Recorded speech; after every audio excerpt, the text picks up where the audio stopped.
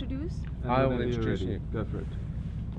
Hi everybody, this is Neelima and I am high in the Arctic. We're at 80 degrees north, surrounded by the Arctic Ocean, which unfortunately we're seeing is melting even more. This is the Climate Force expedition, all about finding solutions to what's happening with our planet.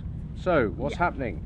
I'm so excited to be here with Robert Swan, the first man in history to walk to both the poles, and I think he's got some essential messages for us. So Robert, what message can you give to the industries across various sectors who are going to the sustainability route? Well, what's really important that you keep going down that sustainability route, because India, I've visited the country an awful lot. There's no point having a fantastic nation with lots of wealth and you can't breathe and the water isn't drinkable and people are dying. So what's important is that sustainability must remain part of business strategy. It must remain part of attracting people to invest in you. And trust me, people who get ahead of the game in industry in India will actually benefit hugely. It's going to be a benefit to the company, not something that doesn't benefit companies. Absolutely. Thank you so much. And Rob, what is your message to the children and the youth of India?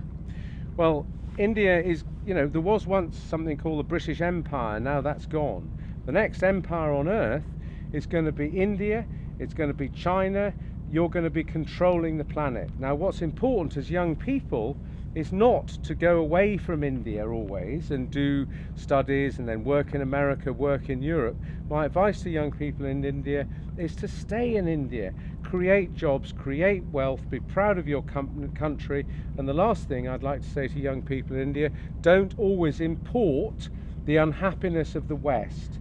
People in the West aren't that happy. Don't be consumed by consuming, and be proud of your nation. Look after your nation. It's going to be leading the world. Thank you so much. And Rob, one last message for the people of my state of Odisha who were just recently ravaged by a cyclone called the Cyclone Fani. So any special message to them? Well, I'm really glad that many of you come through. I'm sorry for your loss, but at the same time, let's think that these weather patterns and things like that are going to change. So I think it's important for the people of Orissa to put their hand up to the Indian government and say, what are you doing more about climate change? Because those things are only going to get worse in India, and it's time that they turned it round, said to their senators, to their people in the Congress, come on guys, we need to do more about climate change because it's going to happen in many other parts of India and the world. So get with the program. It's wonderful that you're here. I'm so proud of you,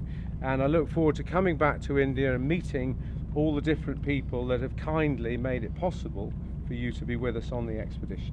Thank you so much. And any word for my sponsors? Sponsors, what's important, young people in India need to be on this issue of climate change, sustainability, and it's really important that you sent a future champion who can go back to India and really make a huge impact to inspire young people in India on this issue. So thank you all very much indeed. Thank you so much.